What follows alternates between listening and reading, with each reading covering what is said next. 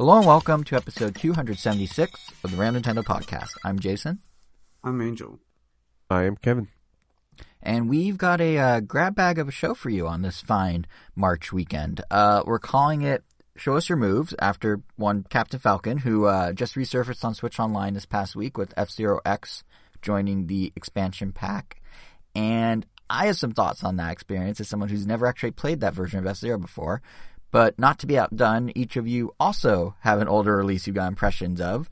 Usually I just rattle them off, but would you like to say what you're going to be talking about for once? If it ain't broke, don't fix it. Let's keep tradition going.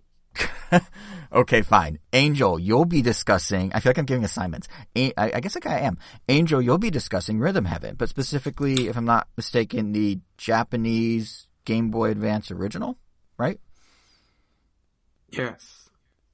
Ah, okay. And Kevin, I do believe you have Tetris Effect, which I know is a game you've been kind of on the verge of talking about like 3 episodes in a row, but we finally have time. Yes. Is that also correct? Yes. And is this Tetris Effect, or is this specifically Tetris Effect Connected? This is Tetris Effect. Gotcha. So for those with Switches, it is the base of the Switch version that is Tetris Effect Connected. And if I wanted to force... And I do. If I really wanted to force our episode title to work with all this hodgepodge, I think I could. Like we said, show us your moves. The moves being shown could be dance moves and Rhythm Heaven. They could be skills in a Tetris match. Like, it does work. It even works with our episode title. I mean, not our episode title. It is our episode title. It even works with our news to some degree. Because, like, a through line of what we're going to be discussing today is, you know, there's a lot of big announcements of new games and Nintendo Directs and Pokemon Presents in February, and now we're seeing Nintendo make a lot. They're showing us a lot of smaller, more subtle moves that are showing us how they can kind of keep making money even after we buy all those big games. And it's all in accounts and services. So we'll be touching on that a little later, and the nips, tucks, and enhancements that have popped up the past few weeks that I'll point to that. And timestamps for everything's on RandomNintendo.com's blog post, including other stories like, you know, Advance Wars getting delayed. So we'll get to all that. Yep. But without any further ado, let's go a little retro with what we're playing. Who would like to go first? Oh, I'll go second. Okay, Kevin, you're first. Wasn't expecting that one. Yeah, and not only wasn't expecting it, the enthusiasm to be second. Yeah, exactly. Yeah. So I've been playing or replaying a lot of Tetris Effect recently. That one got released on Switch a few months ago. Hey, Jason, did you ever pick it up? I did, yeah. I played it. It didn't click with me quite the same way as Tetris 99. I don't know why, but I did pick it up when I got the Switch OLED, and it looks gorgeous. That's insane. Because... That didn't click with me? Yeah, because I'd say it's probably one of the best games of all time. Because in my mind, Tetris and like standard Tetris is one of the best games of all time. And I believe full force that this is the best variant of Tetris that we've ever gotten. I think what makes this game so special is the fact that it turns the game of Tetris into an entire experience. Mm-hmm. It's not just the gameplay. It's the audio. It's the video. And like the way that it does that is that it gives you 27 stages to play on that evolve over time as your score gets higher. So I know we talk a lot about, obviously this being a Nintendo podcast, we talk a lot about how fun Tetris DS was, because as you're playing a stage, you know, you've got the music from Super Mario Brothers or Legend of Zelda, while, you know, a game of it like auto plays. I don't know what you would call it, like on the side. Oh yeah, it's like cinematics almost as you're playing. Like there's these little exactly. like, yeah, and so that made that game very fun to play, right? Even though at the end of the day you're just literally just dropping blocks, right, for like a standard marathon game. So I'll give you an example. The first stage in this map is called the Deep. And when you start that stage, the screen is pretty much entirely black, with the exception of like the I always mess saying this word up. Tetraminos, right? I think it's either, I always say Tetriminos, but I might be like rolling it a little, like rolling it into a fake word. We all know the Tetris pieces. If I ever say piece or tetraminos, you guys know what I'm talking about. But like as I said, the board will be, or the screen will be entirely black.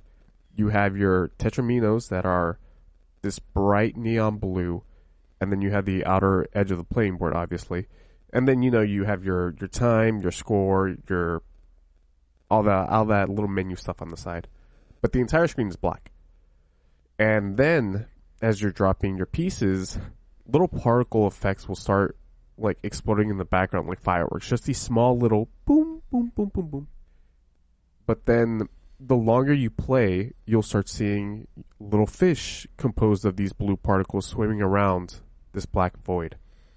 And then when you clear like lines or clear Tetris, the lines just don't disappear. They will burst into even more particles. At the same time as you're moving these pieces and rotating them and dropping them, the game will insert a sound effect or like a little sound cue that sounds like a woman scatting, like the scatting from like New Super Mario Brothers, the ba ba ba, that kind of stuff. The Goomba and Koopa's favorite sound effect, because they'll pause and dance when they hear it. Yeah. And so the thing about those audio cues is that it feels and sounds incredibly dynamic to the point where it just sounds like it's part of the music track that's playing in the background. It's would you agree with that?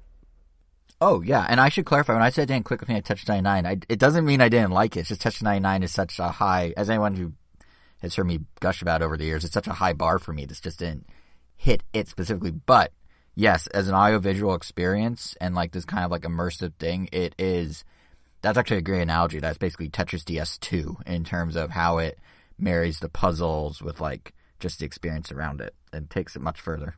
Yeah, exactly. And like with the Deep, as you keep playing and then you hit a certain threshold, the stage will evolve in a sense.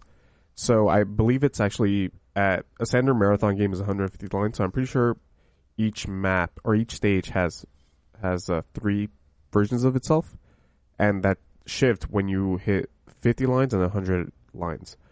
So once like you've cleared 50 lines, the music will they'll introduce more instruments into the track, as well as like for this first stage, the Deep, there will be a woman singing with actual lyrics. And then instead of little fish composed of particles, now they're manta rays that are swimming around. Clear another 50, and now in the background you've got an entire school of fish and a huge whale that will bounce around whenever you clear a line or a Tetris.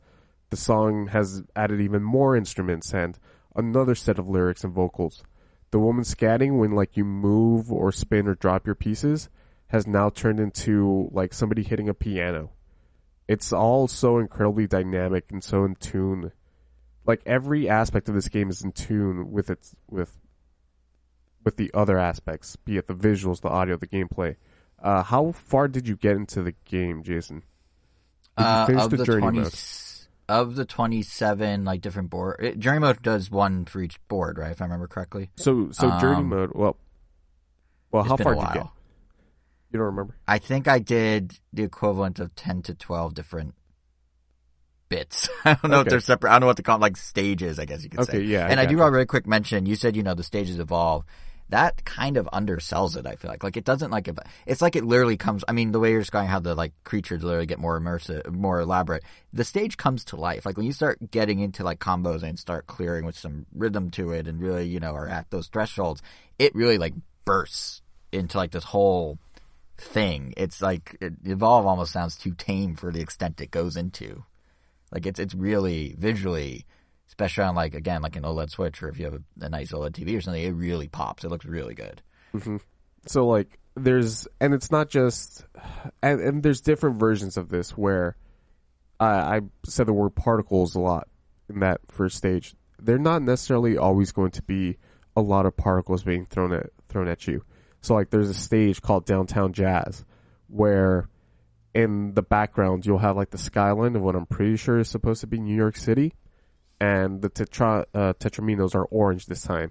And the sound effects whenever, like, you move a piece will sound like a lounge piano key getting hit. And then when you clear lines instead of particles there, it'll be like streaks of light that are supposed to represent cars, like headlights and rear lights crossing an intersection. You know, if you ever see a movie and they do like that like super speed up of an intersection, you get like the rays of light. Or like those long exposure photos where it's just streaks of light down a highway of LA or something. Yeah, exactly. And so by the time that you're done with that stage, the city skyline lights are a different color, and now the board is traveling down like a New York City street with brick buildings passing the left and the right side of the screen. And then you also have like translucent maps and words like one way or avenue filling the screen. There's a map that starts at sunrise at like a canyon. And by the time you're done with that board, hot air balloons will have passed and already gone down. It's almost like an entire day cycle. And then by the end, you know, it's already sunset. The journey mode that I was alluding to earlier will essentially take you across these 27 stages. But they're almost like sets of stages. So you'll have like the deep. And then once you hit a threshold there, the stage completely will transition from one stage to another stage. And so like the first, we'll say World 1-1 would consist of like 4 stages. World 1-2 may consist of just like 2 or 3. It's super, super pleasing to hit that threshold, and then just the music will slow down, the entire visual will slow down, and then the board will just transition, or the stage will transition from one to the next. It's I actually kind of forgot so about good. that it does it in sets. Yeah. Yeah, and that's just the journey mode. You can play these stages, these stages just by themselves. This game has so many modes. You have your like classic modes, marathon, sprints, your 3-minute score attacks. Then there are like these relax modes, which essentially mean that there's no game over when the board gets filled. Then there's like modes where there's a mode called Sea, where you just get like ocean and water themed boards as you play. I think I'm very much underselling this game in terms of the experience aspect. It has to be seen. It has to be seen and played so that you understand truly how amazing the experience of this game is. And to me, it's more about just those maps more than it is, or stages, more than it is the like modes. Because the modes don't mean crap if it weren't for the experience, honestly. It'd just be another Tetris game to me.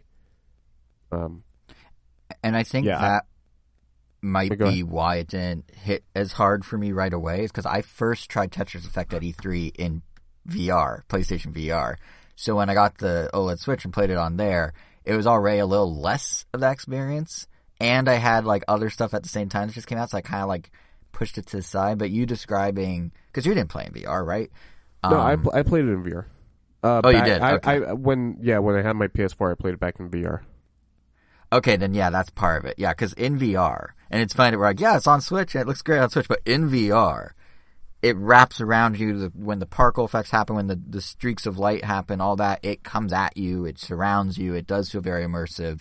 That doesn't mean the Switch version can't, but I do think it's, it is a secondary implementation of it from their original vision.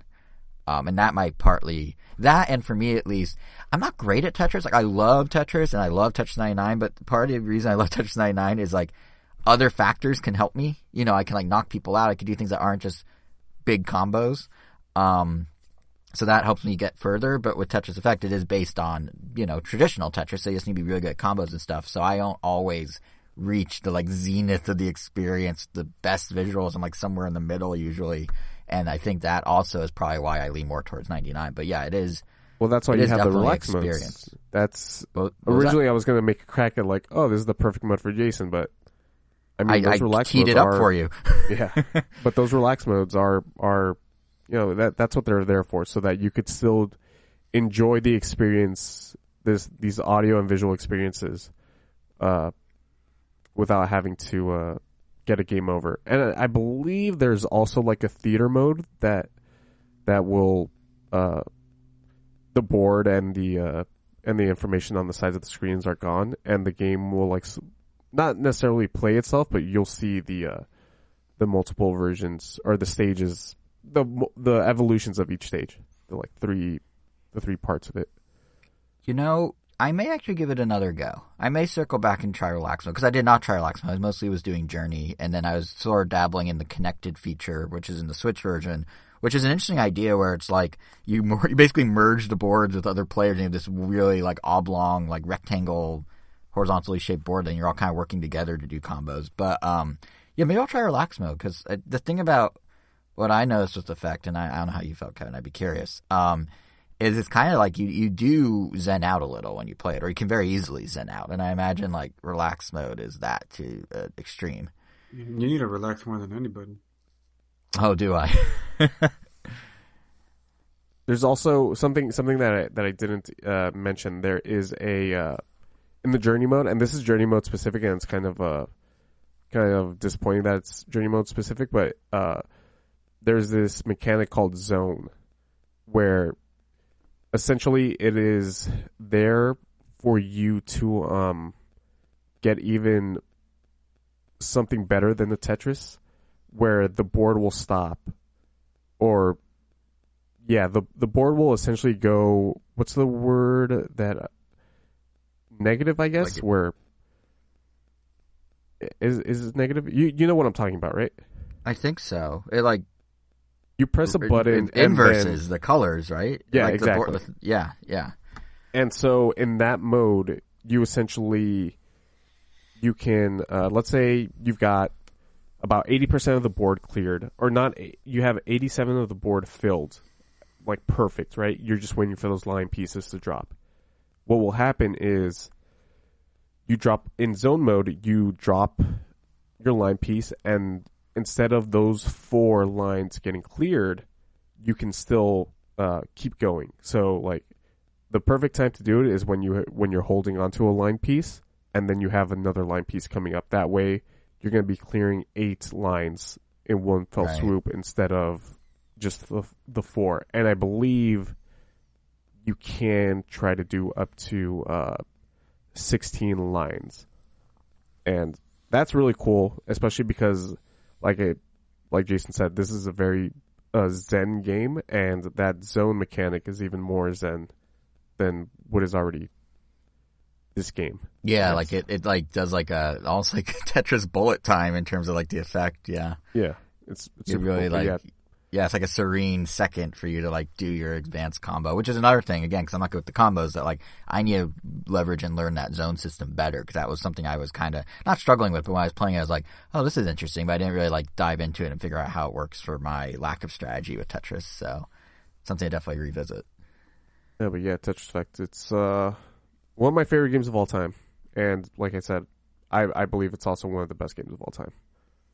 And to reiterate, for those who have a Switch OLED, it's a probably showpiece looks amazing for that screen. Yeah, it is 100% one of the. I initially downloaded it the day I got the OLED specifically because I knew it would look really good, and I'm very happy to report it looks amazing visually. Yeah, even just the darker blacks, like the contrast that an OLED screen has, like it really helps to make every little particle effect kind of stand out more. So, yeah, I second. That's a very, very pretty game. Yep. High cool. praise. Well, thank you for that, Kevin. Since we're talking your guys' retro games, I was trying to do a transition there, I didn't have one. So, Angel, hi. What's up with the easiest transition? And what from music to music? What's the transition? So go ahead. Well, Tetris isn't really. I guess there's some music, but yeah, Kevin said this was one of it. Kevin said this was one of his favorite games of all time. So he could have from. Oh, duh! Oh my god! Yeah, and I know that Rhythm of Heaven is. Please turn in your badge and go take a walk. We don't get badges. What? Are we like podcast police? Why do we? Oh, why would you have a badge? Kevin and I have our awesome RN badge. Wait, is it like a? We scan it to the campus this way. Oh, it's like that sort of badge. I was thinking like breakfast. A police. The worst part about that is that at my job, I actually do take care of badges, and it's like the bane of my existence. It sucks. Does it suck because people just lose them and don't know how to use them, or does it suck because you just the have to printer manage? that I use hates me. The ink is off like this ribbon, and it breaks on me all the time. Nothing that like some scissors and some scotch tape don't fix, but it'd be preferable if I didn't have to fix it. Right, if you didn't have to do arts and crafts every time you needed to do a badge. Yeah, every single time that I needed to print a person's badge, employee badge. Oh, yeah, that's gotta be frustrating. Well, I don't have an RN badge, and Kevin, if you have access to a printer, I would appreciate one. Yeah, don't worry, I got you. To speed with you too. Thank you, sir. You're getting Angel, the lowest access. No escort privileges. I mean, I just need the badge. I just need to look like I'm on par with you guys. If no one has to know the reality of it, like I just need the appearance, you know. So, yeah. But anyway, Angel, you're gonna give Jason that would still make him look lesser than us. What would that even be? But anyway. I mean, you guys could color. We can just give him a PDF that he can just show on his phone. I'd pull out my phone every time. Yep. I have to fumble out the door and be like, 1 second, sir. Let me just, it was in my Apple wallet. I swear. Oh, where's the attachment? Yeah, that'd be great. That's like every time I go somewhere and have to show my Vax card because I do the digital one. I'm always like, even though I know I need to show it, I'm always scrambling at the last second. But yeah, Angel. The last second. What? You're scrambling at the last second for the Vax card on your phone? Yeah, because always when I go to Apple Wallet, like usually when I need the Vax card or something else, like, you know, it's like a ticket or something, so it always dumps me into the other one. It's this is the location you're at. I'm like, and they're like, we need it quickly. There's a line behind you. I'm like, So, gotcha. Yeah. No, otherwise really it's the first you time. Actually react like that. Yeah, I turn into a weird cartoon character from you automatically go like, sir, days. calm down. Like, I go full infomercial. I do the sound of someone that's about to drop 7 things, you know. And my whole life flashes to a black and white freeze frame, and then it says, "Is this you?" And then it tells me I'm proct. But anyway, Angel, Rhythm Heaven. You're going to talk about your favorite game, or the origin story, if you will, of your favorite series. Yeah. So, finally got a hold of the Japanese copy of Rhythm Heaven. It's obviously been in my to-get list, I guess pretty much since I found out it existed, God knows how many years ago. And, you know, the funny thing is that I've already beaten this game to completion, because I've obviously, like, ROMmed this game many years ago. Because, you know, it was just never released here in the US, so the only way I guess I could play it here in the US without... Well, I don't even say it legally, because there's no way to play it here in the US normally. So, yeah, just ROMmed it, but just like other Rhythm Heaven games, it's incredibly short, but it's cool to see, like you said, like the origin of a lot of these things that would become mainstays. You see, you know, the Karate Guy first appearance, you see like the Monkey's first appearance, and surprisingly for a Game Boy Advance game, it goes pretty hard on the music. Like other Rhythm Heaven games, they have vocal tracks, but I thought that was going to be like actually, and even then, there's, you know what? Oh no, yeah, there's one vocal track on the DS. And then, you know, the Wii had like multiple, I think it had like 4 or 5. And I thought like, okay, you know, they're ramping up, so I'm guessing the Game Boy Advance had like none, and then they went to 1. So the Game Boy Advance one, I think actually had 2 or 3 vocal tracks, and they're like full on like productions. And in case you didn't know, Rhythm Heaven is the brainchild of someone named Tsunku. That's like just the name they go by. Maybe that's their actual name too. I don't know. But they're like the most famous, like one of the most famous lyricists in all of Japan. So someone of that caliber that pretty much like, from what I've read, like wrote a lot of the catchiest things in Japan. Just one day they're like, you know, I want to make a rhythm game, and I had an idea and pitched it to Nintendo. And it was supposed to start off as like a training series kind of game, just like, you know, brain training. Like, it was supposed to fall under that umbrella. But while remnants of that are still there, there's still like the Game Boy Advance game, like, has you take a rhythm test to calibrate where your rhythm starts, and then as you play the game, it keeps track of your flow. So pretty much, you know, the better you do at the rhythm games, which basically means how accurate your button press is to the exact point when you're supposed to hit it. That counter is typically not there as you're playing the game or even in the results screen. It's like an invisible thing that is just... It's always being calculated, but you don't see it until you go to the level select menu, and that's where you see the number either go up, down, or stay the same. In Megamix, they actually changed that and made it, front and center at the end of when you complete a minigame, you pretty much get a score out of 100. And even as you're playing the game in Megamix, when you tap the screen, presumably to the rhythm, you'll see I guess you could say like a cursor, or pretty much like an effect will pop up on screen. And the closer it is to the center, the more accurate you were to hitting it on beat. To the right means too late, to the left means too early. And yeah, the original Rhythm Heaven pretty much had all this under the hood. And yeah, it was cool seeing that. That's interesting. That I always thought like the WarioWare team was like, hey, what if we like theme this around not making video games but like making music, and then reach out to the lyricist. I didn't realize he came to them. Yeah, it was more the other way around, because then they were like, so what would be like the best team like to do this? And yeah, I guess the Wario team made sense. And that's so interesting. Yeah, especially because how like you played it in later generations, right? Like it kind of became like a game you like is in a way it was like your Zen out game, wasn't it? Because you used to like play it with your eyes closed. I feel like a rhythm trainer would be that. That's interesting. That's really interesting. Yeah, because like Rhythm Heaven has definitely become the game I go to. It's a game I'm never tired. I mean, I'm always in the mood for it. I could not be in the mood to play Smash Brothers or Mario Galaxy or any number of like my quote unquote favorite games. And I'm sure like Kevin, like this game, I feel like I could just like pop in at any time and have a good time. And yeah, it's cool. Like, I mean, for a Game Boy Advance game, or like it came out in 2007, so I'm pretty sure the DS was already a thing at that point. Yeah, it was a thing for 3 years at that point. Yep. And I remember when I was reading an Iwata Asks about that game, they were also asking like Sunku, that famous composer, pretty much like why Game Boy Advance, like. And apparently, it was like two things. He just really liked how it felt, like holding it. And then we're talking about like a regular Game Boy Advance, like not like the SP. But apparently, like the way he would play the Game Boy Advance is he would just, this guy just plays his Game Boy Advance just by leaving it on the table, and just like tapping the buttons that way. So he lays it flat and just like pecks at it? He just lays it flat, and just pecks at it. Like that's just how he plays. So it's like, oh, okay. Like, maybe, I guess that's why he went with something that's completely flat instead of, even like the SP. I mean, obviously it's compatible with all of them. And the instructional booklet for the game has a picture of a DS in it. But... Right, because they needed to sell that it also plays on the system that's already 3 years old over here, that is their primary now. Yeah. Yeah. It was just interesting that, it was basically a decision of, like, it's on Game Boy Advance because...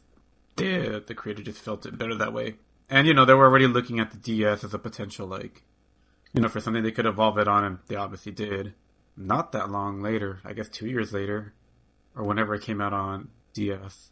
Yeah, that was, I think in the States it was like 2009 or 2010 with those Beyonce commercials. So yeah, it was 2009. Quick. Game Boy Advance one came out in 2006, and looking at the back of it, it came out in 2009 here in the US. The DS one. Okay, so it was 2 years after DS opposed to 3, like we originally thought, if it was 2006. Which makes sense, because Nintendo was still promoting the Game Boy at that point. It was in that weird, like, gray area where it was, like, the budget system, and they still had stuff like drill dozers, so... Yeah, that makes sense that Nintendo was okay with him doing Game Boy at that point, even though it was, like, after the DS. Mm-hmm. But, yeah, I mean, it's pretty much a full Rhythm Heaven. You have...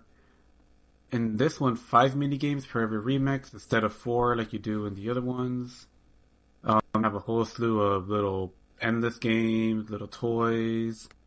Still as much charm. Obviously, some of the minigames are a little simplistic compared to some of the newer ones, but there are also some here that feel, I guess, almost a little more complex. But yeah, I mean, I wish I could say if you're a fan of it, you should play it. But I mean, outside of importing a copy from Japan like I did, and in pretty good condition too. I'm pretty happy with how this one came out. Did we already explain did that- how you're actually how did that- playing it? Yeah, I bought a copy from eBay, and I've literally just been playing it on my old DS, which unfortunately full on died. Like, after I completed this game, like, I beat every single level in it. Then my DS died, and now I won't even take a charge anymore. And 3DSs don't have Game Boy Advance slots, so I'm kind of out of luck for a while. Do you not have your SP lying around somewhere? We never had an SP, and I mean, Or your I'll just have to regular? look. I'll have to dig for the Game Boy Advance, but that's the thing, like, it's just somewhere stored away. You got So to play it as he intended, on an original GBA, face up on the table, pecking at it. For the true experience. But that's pretty How much, much if you don't mind me asking, how much does it cost to get a Japan exclusive Game Boy Advance game from 14 years ago on eBay? Not that much. This one cost $50. I think it was that was That's the wish really not thing. bad at all, actually. Considering, like, yeah, it had all the instructional, but it didn't came with a sticker sheet that I didn't even know it had, which was really cool. Obviously, I was thinking at Genuinely- least triple digits. Same. I was thinking like 150, 200, because like, well, it was a the rare thing game to about begin with, because the thing about there Rhythm wasn't Heaven- a lot of Game Boy going on at that point. The thing about Rhythm Heaven is that it's not really in demand because it's not that well known. It's it's a niche game, so even the people that like know about it and know the stuff is rare, like the value is low because there's just no demand. Like no one's like going like, oh my god, everyone's like searching for a copy of Rhythm Heaven. It's like first you need to get people to even know that this version of the game even existed. Like I had coworkers. I mean, Nintendo has that problem with every version of the game. So Yeah, exactly. They just shadow drop it and then they're like, all right, it's out. They're No like, more. hey, remember that? We don't. I mean, I'll give them that. Like, yeah, they tried hard with Fever. Like, they actually gave us the whole event and everything. And They also tried hard with the original. Beyonce's not cheap to do commercials. damn. How many commercials is Beyonce in, honestly? Like, that's the only one I could... That and, like, Tiffany and Company with that jewelry ad that's been on the air the last year. But besides that, I don't think she's ever done commercials. So they did try a couple times. Yeah, and I guess to kind of build on this, for a long time, I think I've talked about the arcade machine that I had and all that other stuff.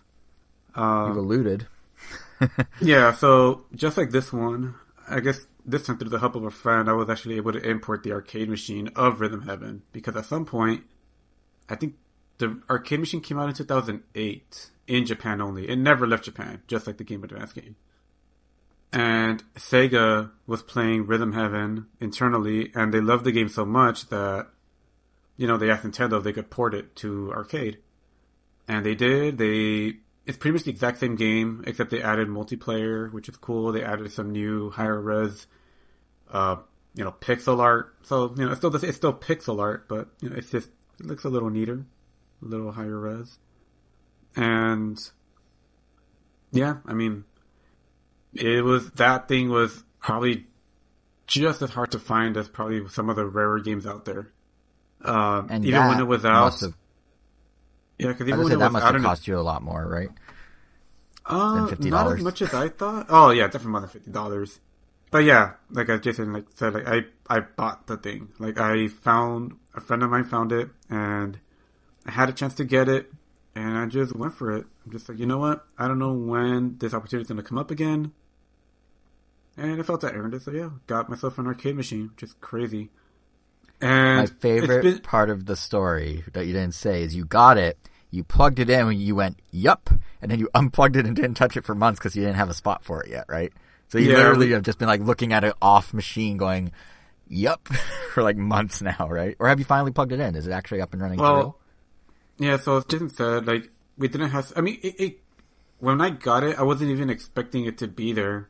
I mean, we weren't expecting it for like another month or two. Like, they told us like, oh, yeah, it got delayed, COVID, shipping, coordination, and yeah, things got a little tricky. I was like, you know what, that's fine. I don't even have room for it right now, so whatever. And then I just get a call like, I don't remember, it was like the day before Christmas, or maybe it was Christmas morning. From Santa No, it was the Claus. day before Christmas. And it's raining hard, like, it was like actually like torrenting.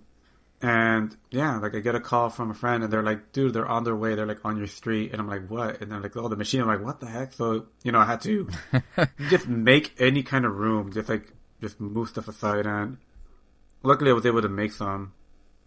And yeah, like it's just kind of been sitting there for months, like since December until 2 days ago when, I put together a quick little video just to kind of show it off for like to coworkers.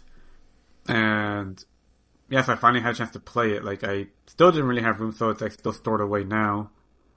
But at the very least, I was able to boot it up and yeah, just check it out, see what everything was all about. And yeah, it was super fun.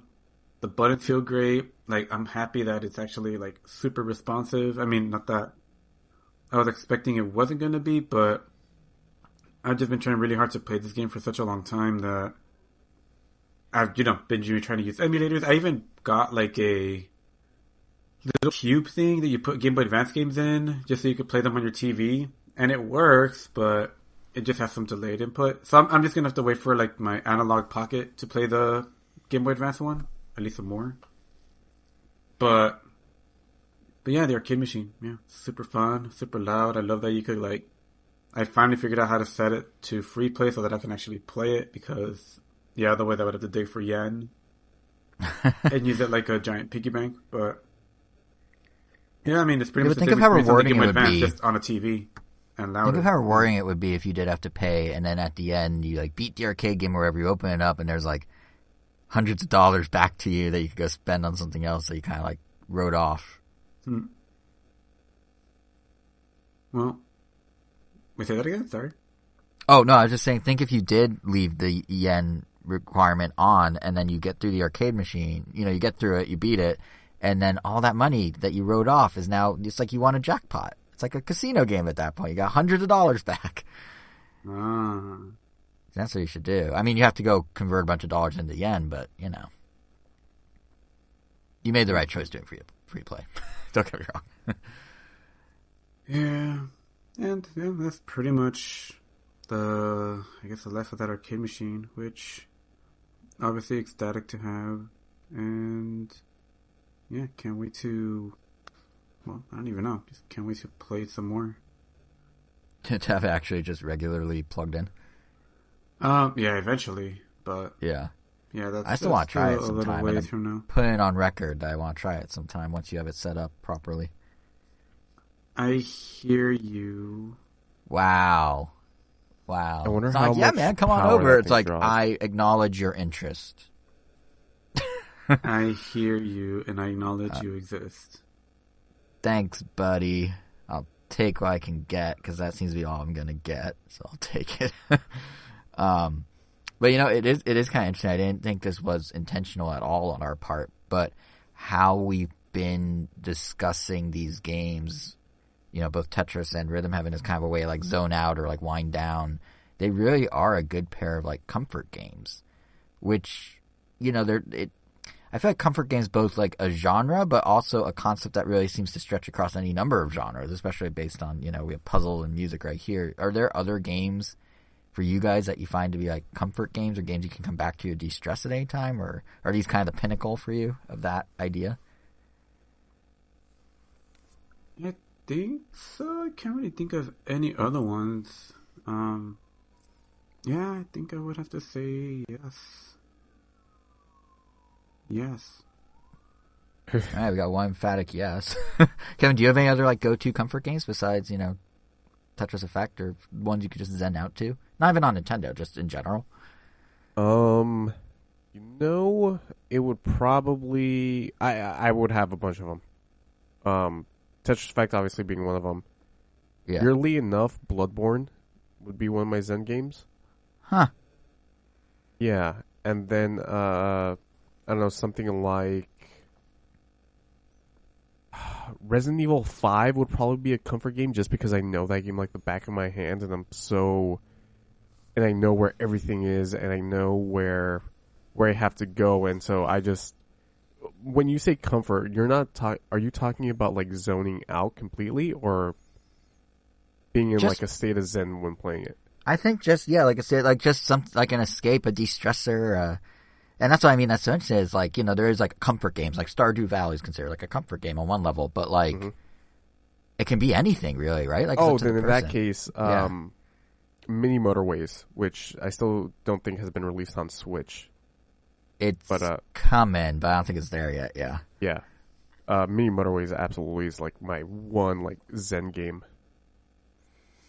It's, the other examples you're giving weren't that crazy to me. When you're, like, Bloodborne, I was kind of like, okay, but, that Resident Evil, like, for me, the one that always comes to mind when I think about, like, what is my sort of Zen game. And this is one I admittedly haven't played in quite a long time, but for a long time, in high school, it was, of all things, Ridge Racer DS, which isn't, Ridge Racer. Yes, but not the PSP one where they said that. The DS one, which was a port of the N64 one. But yeah, it's weird because, like, obviously, it's not a traditional comfort game.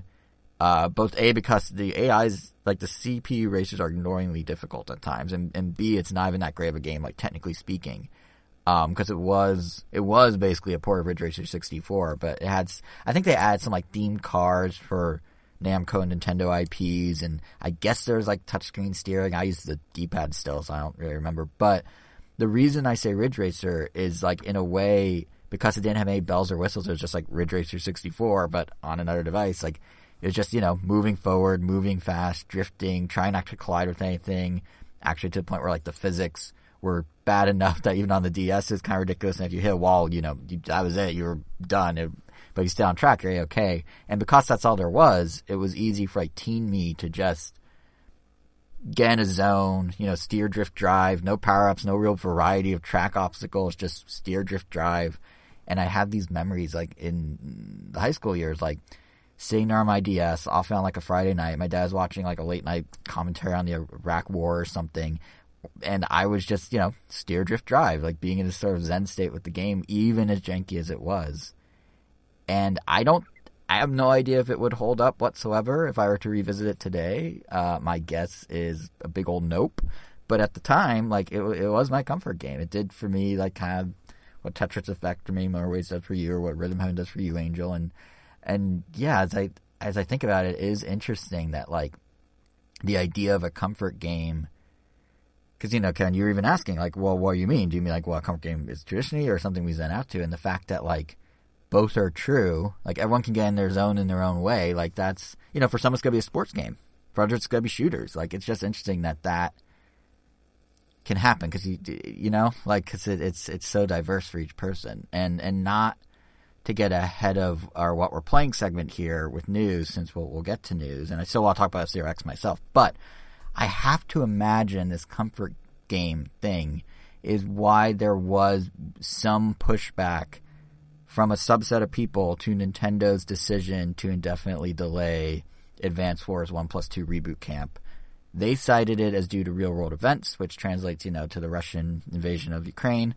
And on the surface, that I think makes total sense. Like, Advance Wars, it does look like a very lighthearted game that may be silly until you realize that it's literally just a cartoonification of exactly what's going on over there. I mean, literally, if you've played the first Advance Wars, if you played the first Advance Wars, there was a major plot point, that Blue Moon, which was one of the 5 armies, they're standing for Russia, from how they dress with their hats to their bases looking like Russian architecture. Blue Moon invades its neighboring country, Orange Star, unprovoked. Literally what just happened over there. So from a PR perspective and just a general, respect and sensitivity to others and of others, the delay makes sense 100%. And in this, it's the same way that, oddly enough, the original Advance Wars was also delayed right before launch back in the GBA days. Europe and Japan, they had to delay it because it was going to come out right after 9/11.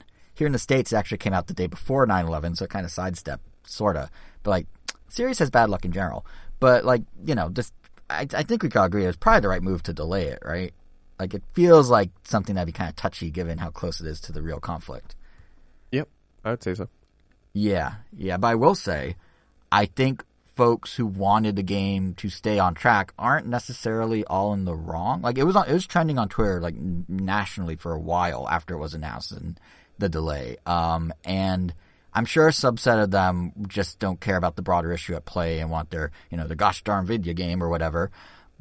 But I look back at the start of the pandemic and, there are a lot of us that dove into Animal Crossing as an escape and that became a comfort game. But a game like Plague Inc., which was literally a game about how to manage a pandemic, that also saw huge gains in player counts. Because for some people, sort of living through it was where they found comfort. Like maybe it gave them a sense of control in the situation or, a variation of reality where they had some structure that was missing in the real world equivalent. And this could be conscious or subconscious, but that might have been a driving force.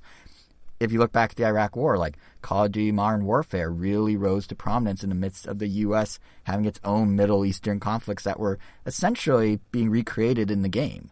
So, and obviously that was also overseas, so you're a little removed, but it was still happening. So, beyond just like, the initial disappointment of an anticipated game being delayed, not just from December to April, but now literally indefinitely, so indefinitely it's been yanked off the eShop, I do kind of get why some people still want it as planned. Like it could be their comfort game in the same way we have ours. It's kind of like comfort foods, right? Like for some people, they love breakfast things or soups or fast food, and others get stressed out by those and just want a salad, and it's the salad that brings them the sense of calm, to other people that makes no sense. So I guess what I'm getting at is it's probably the right move to delay. And obviously, considering we talk about all Nintendo's release schedules, we're touching on that as delayed. But I do kind of get why some people were a little disappointed or upset by the delay. Because that could have been their comfort game in the way Bloodborne is for you, Ridge Racer is for me, etc., etc. So, for those folks who are bummed out and now stuck in limbo, any guesses to when we may actually see Advance Wars show up? Do you think, when do you think it would be appropriate at this point? I don't know. My guess would be they can't just wait till the war ends. Later. Like they can't just be like, yeah, but I mean, because a lot of what I saw in a lot of people like, okay, great. So once they like declare a treaty, we can get our game, right? But I feel like they're gonna have to wait like 9 to 12 months after that. This conflict is just way that. more complicated than that. Yeah, exactly. So I think this is going to be a very rare thing where poor way forward because they put so much effort into this game. This is going to be a very rare thing where I think it's going to be years before we see it. At minimum a year. Maybe 9 months after. No. God, no. We will see this within the next year. You think so? Yeah. I mean, that's also assuming that. Right now, this issue, this whole Ukraine-Russia conflict is very, it's pressing. And, but like, it's one of those things where after a certain point, at least, I know you're going to say people are going to burn out on it as a topic. Americans have the memory of a goldfish, which is sad, but yes, The only tricky thing is, so do they stagger the release at that point? Like, does it come to America and then Europe where this is not as in the background? I'd say so. Yeah. So, yeah. But I guess we'll see. But yeah, it's very rare that Nintendo not only delays a game, but completely removes it from their online store. It's still on Nintendo.com, but it's gone from the eShop. You cannot find it on the eShop. So we shall see what this shapes up to be, but it's definitely a strange circumstance and one that only seems to happen to Advance Wars for its bad luck. But anyway, yeah, that was kind of a weird tangent. Sorry, I admit that was weird. To bring us back to what we were playing, I did want to talk a bit about F-Zero GX. Sorry, not GX, F-Zero X. It's only been on Switch for a couple days now, but as someone who played every F-Zero except X, it's interesting to now play it for the first time. And right off the bat, let me tell you, comfort game this is not. Like, there's no zenning out or de-stressing here, at least not for me. I think a lot of that has to do with X requiring precision, and it requires it in a way that sort of bridges the 2D F-Zeros and what I consider to be the pinnacle of the series, which is GX. Like with the 2D games, I feel like obviously a big part of the equation and what really separated it from something like Super Mario Kart at the time was that you did have a little bit more need for precision. There's some wiggle room because tracks are a bit wide, but you want to make sure, you hit that turn just right or you're going to take damage, either from hitting a wall or miscalculating your angle and ending up in that rough stuff on the side of the track. I don't know what they call it. The rough area, you know what I'm referring to. And X, from what I've played so far, basically furthers that idea and now in 3D, right? So every decision you make is one that, needs to be precise. And you could risk serious damage and ultimately lose the race. And you have the turns like before, but now you also have 3D shapes. You're able to drive around at full 360. You have jumps from those objects that if you're not facing just right when you land, off you go to your death.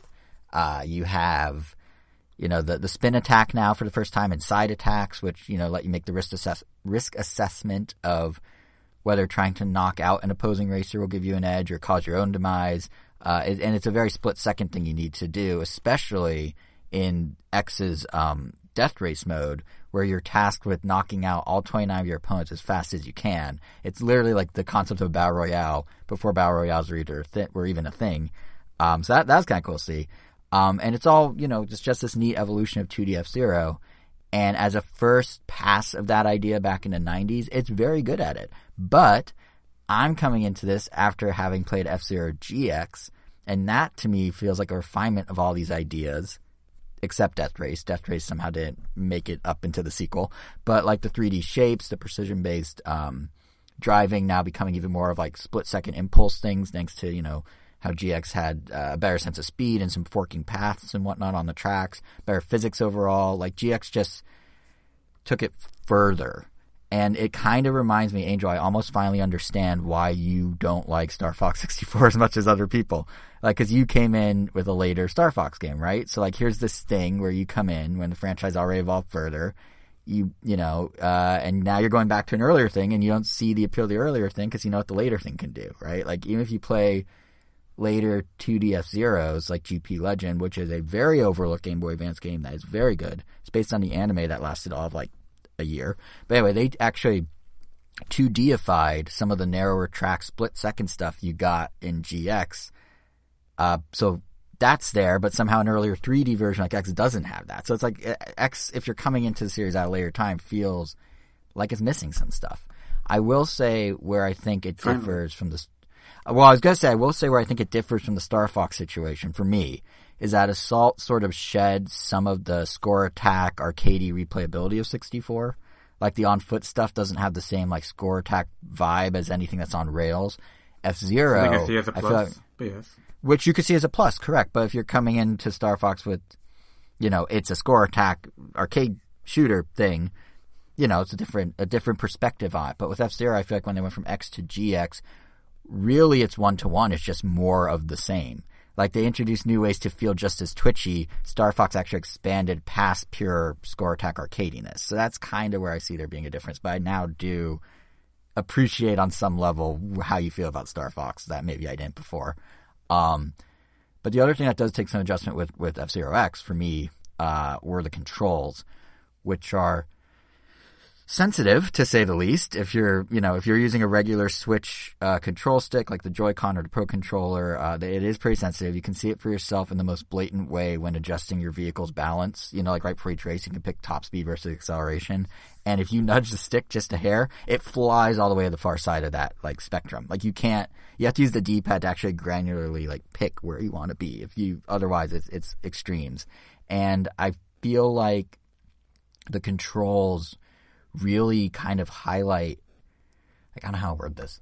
They kind of highlight how much analog control has actually changed since the N64 days. Because, if you look at an N64 controller or the N64 controller for the Switch, if you bought one of those, it's this tiny little rod sticking up, and it has like the kind of octagonal 8 little notches that can sort of press against, right? And then if you look at like a modern analog stick, it's like this ball with a thumb pad on the end. And for a lot of games, that's totally fine. Like, they both serve the same purpose. But twitchiness can matter for like a 3D F-Zero, and having that extra nuance, especially as someone coming from GX, where the GameCube controller sort of was the bridge between those. Like, it had, like, the analog stick had those sweet spots, but it was a little more circular in its movement, I guess you could say. It can matter here, and the idea can be built to work just fine with the current Joy-Con or Pro Controller. Like Fast Remix does that well, for example. But if a game was built with the other type of like more precision-based analog in mind of the N64, or the kind of like more minute movements you could do because of how its controller was shaped, its stick was shaped, it stands out a little bit in this one when it isn't built for the current setup, if that makes sense, because it's like a different type of analog. So far, though, I am finding that getting the hang of the controls, it has been a worthwhile endeavor. I think it is for a few reasons. First, the track designs I've experienced so far have been really varied and fun. Like, it's not as visually interesting in the way that GX is, or even, if you want to do apples to apples, Mario Kart 64 has more interesting visuals. Like, this is just a lot of basic shapes and colors, honestly. But layout-wise, like, it keeps you on your toes. There's lots of different twists and turns, literally and figuratively. The music's great, which is, par for the course for F-Zero. So that's one reason to check it out. Reason number 2 is that this is the first, and as of now only, online F-Zero experience that you can get. So finally, fully 4-player online F-Zero exists. And it's interesting because when Nintendo promoted this in the reveal video of it joining Switch Online Plus Expansion Pack, this was the first time they called out online in a single game trailer in this way, from what I recall. Like, they made a point, like, hey, it's online F-Zero, which I don't remember them doing for any other Switch Online game. They didn't, go, it's online now. That was just something you expect with it, but that's when they called it out. So for all of us who had a dream of, online F-Zero GX, or the fewer of us who maybe had a chance to try multiple F-Zero AX arcade machines linked together, you kind of get a taste of that here. So it's cool. And reason number 3 it's maybe worth checking out is that F-Zero is just such a unique part of Nintendo history, like it in what it did and what it didn't do. Like, one thing that struck me as kind of interesting with X is that the menu layouts look cookie cuttered straight out of Mario Kart 64. And I think that's the only time I've ever seen Nintendo cross-franchise use the same interfaces. I mean, obviously they like tweak the fonts or whatever, but like the structure of the menus and the background grade, like, it's Mario Kart 64's menu system, and that just jumped out at me as kind of weird. But then you've got stuff with F-Zero, like they had the 64DD version, which this does not include, unfortunately, but they had like a custom track editor. Or at one point, there was a Virtual Boy entry called Zero Racers. It was going to come out and was actually complete. It was finished. It was done. Did You Know Gaming, the YouTube channel, interviewed a former NOA employee who said himself he handled the manual, he oversaw the debugging, he ensured it had an ESRB rating, they had marketing materials drawn up, and yet it never happened. So my point is, this is a franchise that has been through a lot of ups and downs for Nintendo. We've seen opportunities for it to grow and opportunities where they kind of stifled that growth. So if there's any hope that we may see a return in a real way, or even just an HD port of GX and AX, it's going to start with people engaging with F-Zero X, because I'm sure Nintendo can see player data and can, assess the interest to some degree off that data. So the fact that they're considering it a value add that can help further push Switch Online's expansion pack already seems like a plus. And if it can then be demonstrated by fans of F-Zero that, yeah, we actually are enjoying this, fingers crossed, maybe that's an opening. So that's kind of the 3 reasons I say, even if the controls are screwy to me, I'm still having a good time with F-Zero, is really just what it represents, what it does, and what its potential can be. So, but it also brings us to, that discussion about what Nintendo's been up to with their services, because I was saying this is a value add, right? So before I get there, did you guys ever play F-Zero X? Do you have any memories of it, thoughts on it, anything you want to say about it? Never played it, actually. And nope. I feel like it slipped under the radar for a lot of N64 owners. I don't know why. It came out 2 years into the system's life, so you would think it would have some attention, but I feel like it definitely did not move mountains. And Kevin, I assume you didn't play it either? Correct. Yeah, so that's three big Nintendo fans who never played it. What happened there, Nintendo? But anyway, okay, that's perfect in a way, because that brings us to the whole host of activity we saw from Nintendo these past few weeks, which does involve their services. Really, the bulk of the news cycle for them these past 2 weeks is services, and like I was saying kind of in the episode intro, it's not the scale or scope of what we saw in February. We're not getting huge blockbuster reveals. We're not talking about, how we now have to spend however much money by July on these other big games. Instead, we're seeing a lot of small, subtle moves of Nintendo essentially shoring up their efforts in the other way that companies now love to milk us for money, which is services. And we're seeing it in a few different kind of in tandem ways. I think perhaps the most blatant is everything going on with Switch Online. And this, to be fair, is a play that did start with those big blockbuster announcements last month. They revealed Mario Kart's Booster Course Pass. That's going to be included with the Switch Online expansion pack. which also means, at the time they revealed that, we discussed how it's a play to get more people into the service, generate some revenue off the, millions of copies of Mario Kart sold, et cetera, et cetera. But to that point, the MPD numbers for February came out right before we're here recording this, and that logic is in action. Switch is still number 1 on the sales chart in terms of hardware. We're still seeing games with DLC baked into the expansion pass being in the top 15 total bestsellers for the industry. Mario Kart 8, Fingley at number 8. Animal Crossing at number 13. So even though the big story of the month was Elden Ring absolutely dominating at number 1. Yeah, Horizon baby. Forbidden West coming in at number 2. Yeah, like if you go to the blog posters episode, the headline doesn't even say Nintendo on the MPD link. It's just Elden Ring. It's doing gangbusters. I believe Namco Bandai actually has something kind of cool that we don't see enough of in the industry, where after the game came out and it was clear that it was going to do well, they gave all the developers a raise at the studio. Nice. And there's bonuses and stuff, but it's rare that Japanese companies actually pay well for their developers. It's really poorly paid over there, I've learned over the years. But yeah, so while all that's going on, Nintendo can still make bank off their older games on the chart by, retrofitting them as kind of little mini services. Even if simultaneously at number 3 they still have Pokemon Legends Arceus doing its thing. We discussed last episode, we may not see a lot of DLC for that long term because Scarlet and Violet are coming out, but if they've got those evergreens and they're hooked into services now, that's just more money in Nintendo's pocket regardless of who's having the best time on any given monthly chart or where the latest first party release may sit. It's like a second level of diversifying their revenue for them beyond just evergreens. And in fact, there's one game that seems primed to join this party, pun absolutely intended, and that is Mario Party Superstars. So it's primed in a couple ways. I believe it's been on the chart consistently since it launched.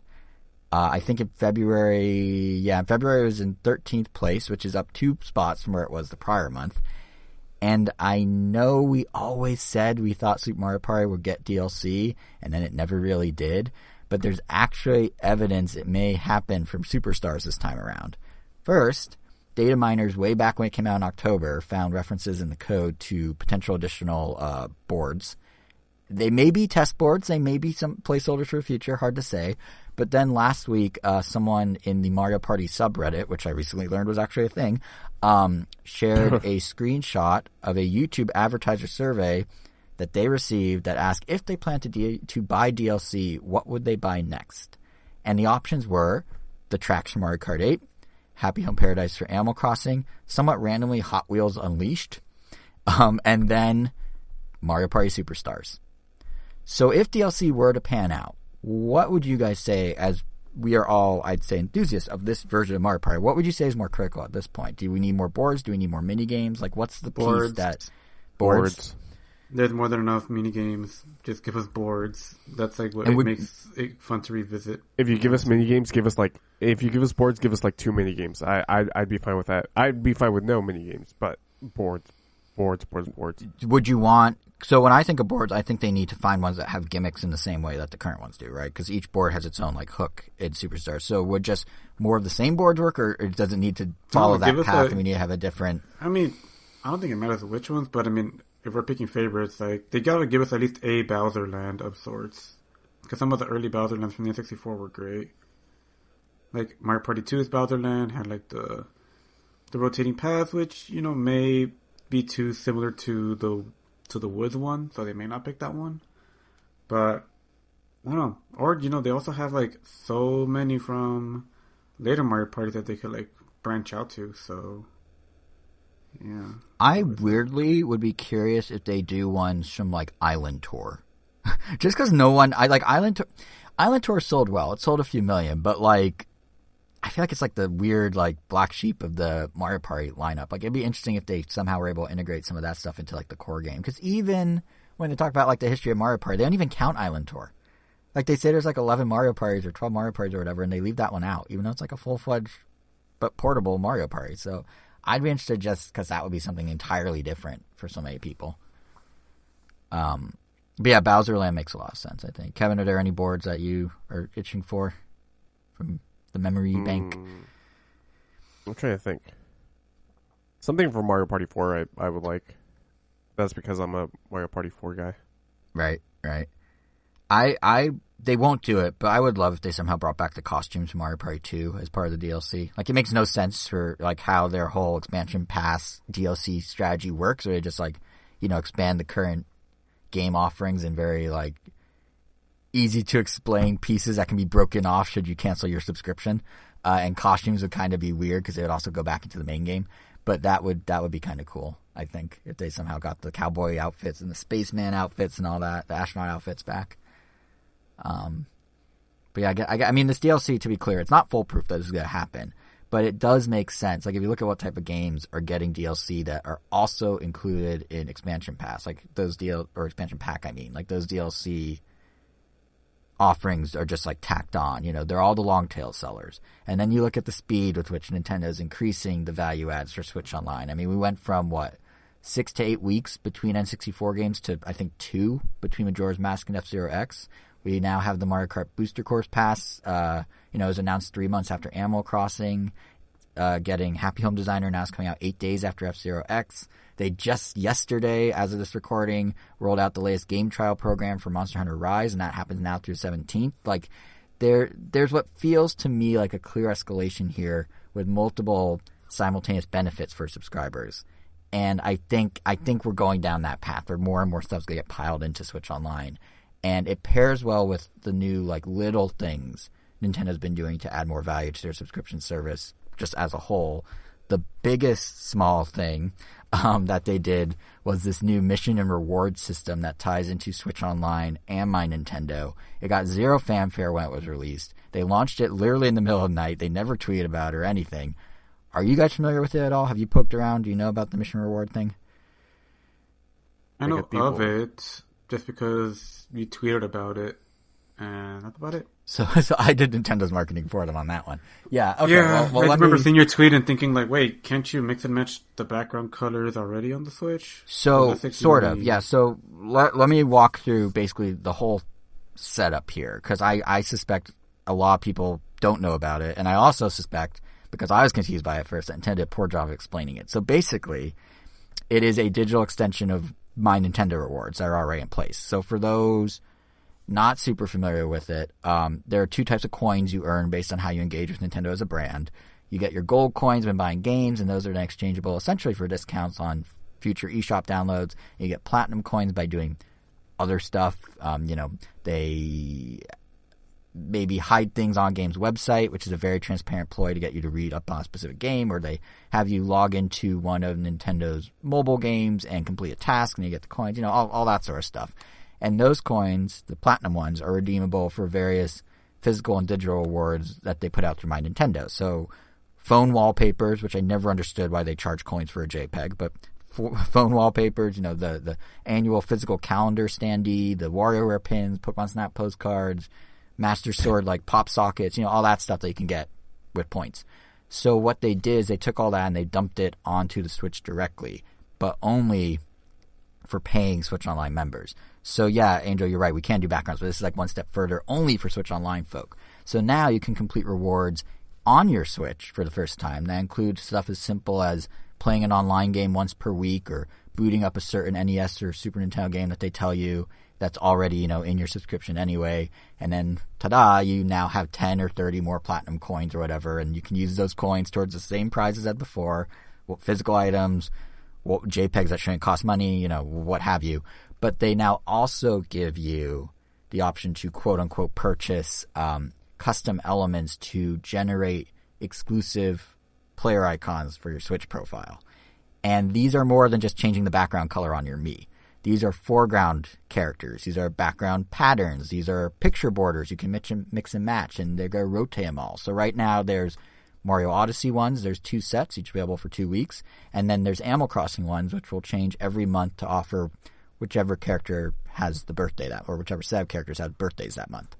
All meaning that now you're not just limited in whatever Nintendo includes in the firmware for your system-wide icon, nor are you limited to only have any sense of customability if you can change the background on your Mii. You can now actually whip up something a little more unique to you, and the combinations become more infinite with each new icon rotation they roll out in the months to come. So kind of a neat concept, right? Like, does it appeal to you guys at all? No, unfortunately, Not really. no. Yeah, I mean, didn't say first, honestly. first it's a superficial part of like, yeah, like I don't think I saw any avatar that made me want to go like, oh, I want this. Um, and even then, the one I already have, literally haven't changed since day one, because I just really love that Bowser art. So I don't really have any reason to change it unless like they make a Chatot one. But I You don't never think know. They might Pokemon do are part of it. Pokemon. Might I be, mean, yeah, but there isn't. So yeah, there isn't yet. Correct. It's very basic level at this point. And yeah, for me, I don't think I can ever part with my Mii. That's like my Nintendo identity is my Mii. I use it everywhere. So, even on this podcast, look at your podcast app, listeners. You see our Miis. You don't see, I don't know, a like Mario Odyssey icon. My Nintendo But identity. yeah, it's my Nintendo identity, like the my Nintendo store. Anyway, I do think Nintendo is Nintendity. Yes, I do think Nintendo is onto something here because I have firsthand data from my regular job that stuff like this does actually work. Like maybe we don't care, and I rarely talk about my job on the podcast. So for those who don't know, I work in online communities, and it's my responsibility to manage them and foster engagement. And for that, like for me, I love doing this because if you know my history at all from what I've shared on the show over the years, it was Nintendo's official forums that helped me connect with a lot of like-minded folks over this shared passion of obviously Nintendo. So I now get to help grow those connections between other people over their shared passions, whatever it may be. And one thing I found repeatedly across multiple communities I manage is that folks love to, in the simplest of terms, flex. They like to be able to point out they're special in some way and to flaunt it. So for us at work, that came in the form of little badges they can put under their name. Some of them are based on if they participate in charity drives the community hosts. Others are, whether people perhaps are in the military and want to share they're a veteran of the armed services. Some are even just a little icon to show, hey, you've been a member for X number of years, or even stranger, you paid for a premium membership. And this desire to stand out in some way has not only driven people to buy those premium memberships, like we offer physical items, but they often don't even claim the item and just want the like stars under their name. But it's also led to lurkers in our communities, as in folks who only read and never actually post. They not only started posting, but became active posters. Like in one of our communities, we have about 1,000 people who requested these veteran badges. Half of them were lurkers. After they got those badges, they all started engaging directly. So in terms of what Nintendo's doing here, I do get what they're going for, and I think it will work with some group of people, maybe not us three, but being able to have that custom icon pop up on your friend's friend list or in-game or whatever, like there is an appeal there. Being part, not just of the exclusive club where you can do that because you're in Switch Online and you're special, but being able to then show like, look how much of a Switch gamer I am. I have the latest icon editions on my profile. Like I have this border you didn't even know existed because you didn't see it yet or you didn't have the coins to get it yet. Like it's a low key Xbox gamer score, PlayStation trophy type move. Like obviously it's not as much of a flex in that regard, but it's a very Nintendo-y way to show fellow Nintendo gamers you actually are like a big, engaged, dedicated fan. And even if it's on a subconscious level that's why you're doing it, that's a driver, and I've seen it time and time again. So it makes sense. I get why they're doing this, even if for us we don't personally care as much. Where I do think it's a bit lackluster is the implementation itself, because it's just kind of weak. Like, yeah, they have rotating icons, but you have to keep them within a set. So you can't do a Mario background with an Animal Crossing character. You can't take an Animal Crossing frame and put it on your standard Mii icon.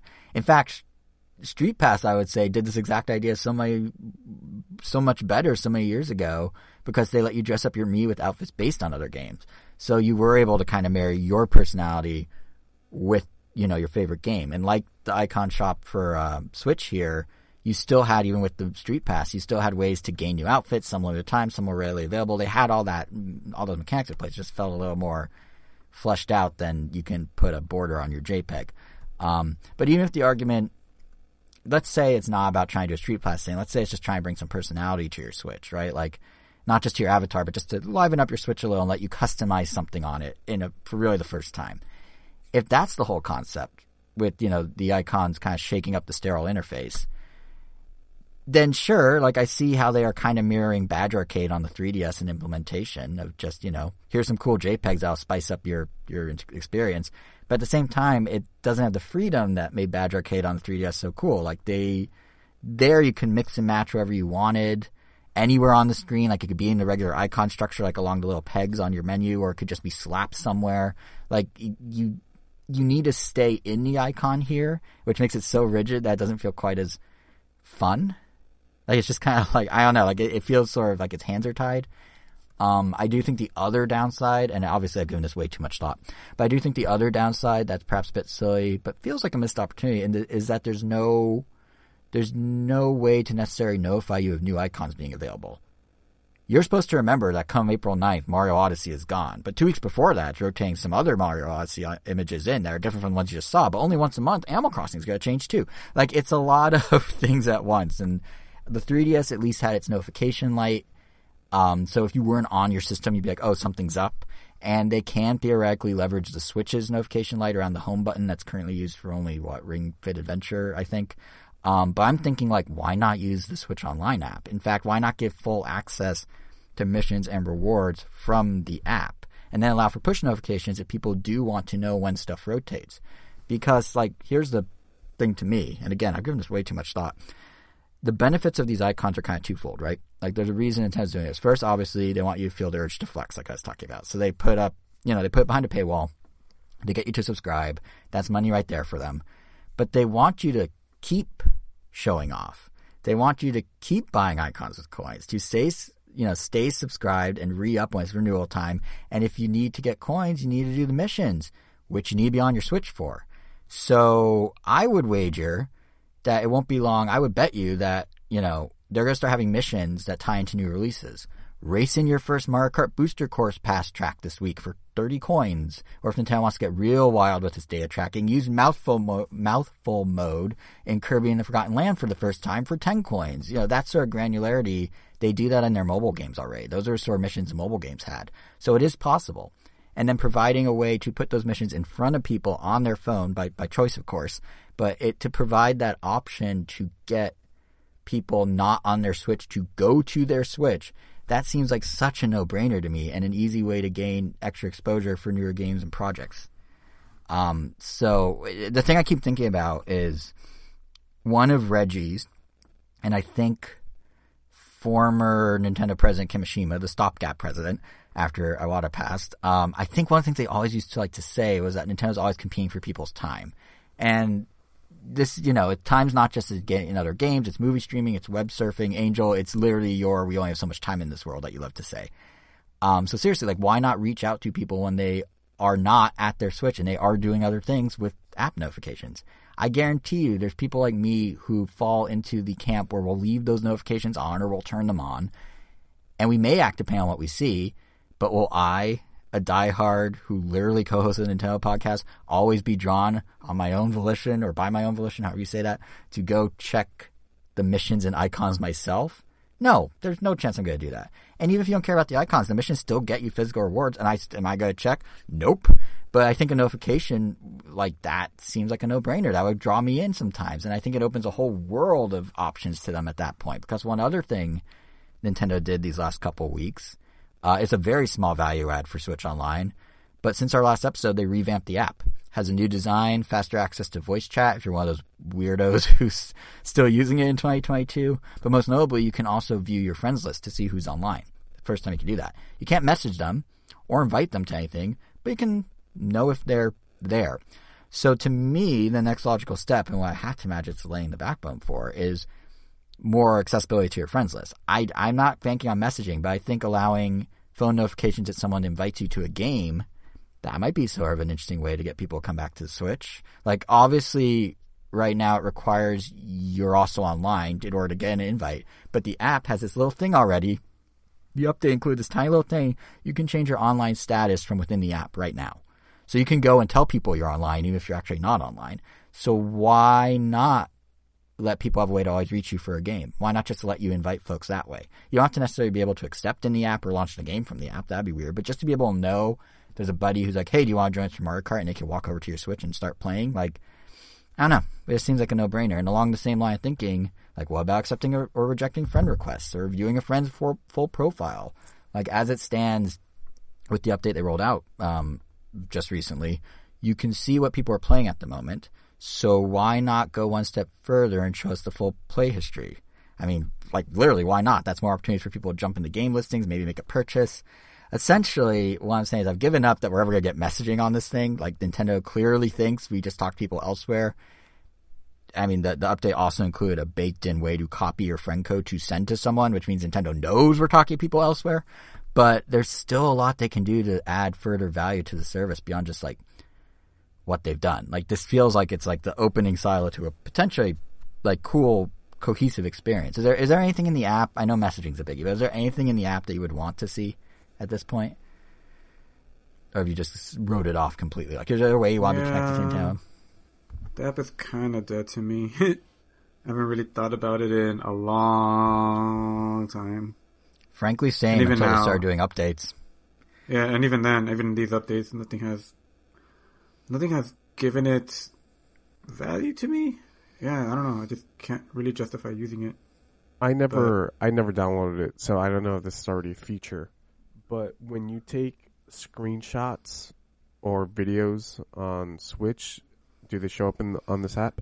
They do not automatically. What you can do, which is really silly, is you can generate a QR code on your Switch. You can scan that QR code with your phone. It'll open a temporary Wi-Fi unique connection, like a local Wi-Fi between your Switch and your phone, and they can load a local web page on your phone that has the screenshot. It's 4 steps. It's ridiculous. I know PlayStation, it just jumps over, as does Xbox, I think, right? So that just recently happened on PlayStation where on the PlayStation app, whenever you take a screenshot on your PS5, it'll automatically get updated there. So they just got it. So I can understand Nintendo not having it. Right. But there you go. There's one feature. Have at it, Nintendo. Yeah, I just think take it that from would... your competitor. I think there's a lot they could take for their competitors, because what their competitors do super well is they just crisscross their offerings into one cohesive package, right? Like the Xbox app, you can browse the Xbox store, you can do whatever all from the Xbox app. It just would make sense to me to fully bring together everything. Like, independent of all the Switch Online changes that I was just rattling off, like a week before that roughly, Nintendo did that idea of combining things on their website. Before, they had the Nintendo.com side of things where you could browse and download eShop games. They had the My Nintendo side of things, and that kind of loosely connected that. And they had store.nintendo.com. So if you wanted to get a My Nintendo reward, you had to get the code generated on my.nintendo.com, then input it by jumping to a new window on store.nintendo.com. Meanwhile, your My Nintendo notifications, which were really just news stories about games, were accessible in a special pane on Nintendo.com, but you couldn't access that same My Nintendo information on store.nintendo.com. Yet Nintendo.com separately had its own news feed that generated basically the same stories but in a different place and under a different title. Meanwhile, store.nintendo.com profiles had a separate account history from your My Nintendo profile. So if you wanted to look at your orders from the past, you had literally different physical and digital lists under different domains and different account logins, kind of. Point is, it was very disjointed until it suddenly wasn't. All of it was combined into what they're now calling the My Nintendo Store. All your account activity, one account. All your updates, one account. The layout of, individual game pages on Nintendo.com was tweaked so you could actually buy physical or digital of a game from the same place. You didn't need to jump to store.nintendo.com if you wanted Nintendo to ship it to you versus download it. Like, it makes sense that as Nintendo views Nintendo accounts as the core of their whole ecosystem, which they've repeatedly said in investor briefings over the years, they should bring it all together. And one small thing I didn't actually mention is Nintendo.com is starting to show signs of doing that. Like, your Switch Online subscriber status is under your My Account bio. Like, it's right there, and you can manage it right there. Like, it's a small little check mark. It's a minor thing, but like, it's all slowly coming together, and the new design looks for Nintendo.com very nice and clean. I'm not sure if you guys saw or even cared that they did this. I'm the dude who, as a kid, would go down the cereal aisle and be like, whoa, they changed the cereal box packaging for golden grams or something. Like, so, and to this day, I even check, like, blogs that literally cover logo changes. So, like, this is my wheelhouse. But did you guys even realize Nintendo's starting to make these moves? Have you been on Nintendo.com or seen any of this? I haven't been on Nintendo.com, but typically, unless it's... No, I guess I noticed changes, but I guess I definitely am not. They changed the box on Golden Grams, because, I don't know, maybe Ninja Turtles has got me used to changing logos often that it was just like, oh, okay, it changed. So, Well, see, there's the difference. If it changed, even if I'm used to it changing a lot, I'd be like, whoa, it changed. That's cool. And you'd be like, oh, well, definitely. Like, if that, yeah, I don't think, I don't make exactly. a deal out of it. Yeah, I don't know why I did. I guess I like what's that, the meme, like, I'm passionate about graphic design or whatever? But, you know what I'm talking about? Graphic design is my passion. Yeah. I'm not going to say good at it, but I notice it. Yeah. I mean, I assume this all was just like, oh, yeah, okay, whatever. Why is nitpicking No, it? I didn't even get to, yeah, okay, whatever. I just didn't know any of this was happening. Yeah, so it's all subtly slow. That's what I mean is like February was so many big things Nintendo's doing. Now they're doing all these little things in tandem, and yeah, it's interesting. But at this point, my own hope is that, you know, there's more integration to come. Like, one small thing with the Switch Online app that bugs me is if you click a game a friend is playing online, you leave the app and go to Nintendo.com in your browser. And if you're not signed in, you now need to log into your Nintendo account to purchase the game should you decide to. And that's, to slip back into what I do for work, that's causing unnecessary friction for the end user. Like, why not have the eShop be in the Switch Online app and deeper integrate? Or vice versa, why not make the Switch Online app a general My Nintendo app, like Xbox and PlayStation do with theirs? And if you have Switch Online, maybe the top level screen you land on is the hub for all that you can do right now with your subscription. But it also has sections to manage missions and browse games and check order statuses. You know, in Japan, they offer a separate My Nintendo app, so it's kind of in the right direction. But again, like, merging them into one just makes sense. It's a more holistic experience. It gives Nintendo one more avenue to market because they can just, while you're in one thing, they could pitch you another thing. Like, could you imagine if you wanted to manage your iCloud account, which uses your Apple ID, but there's a separate app just to manage your iCloud account? Seems a little weird if they did that, and that's basically what Nintendo's doing. So the hope is they're going to integrate. Like, it seems like they're moving that way. An example that springs to mind as this all was happening these last 2 weeks is Mario Kart Tour got an update that added Miis as playable drivers. And they are pulled from your Nintendo account, and you log into your Nintendo account to do it.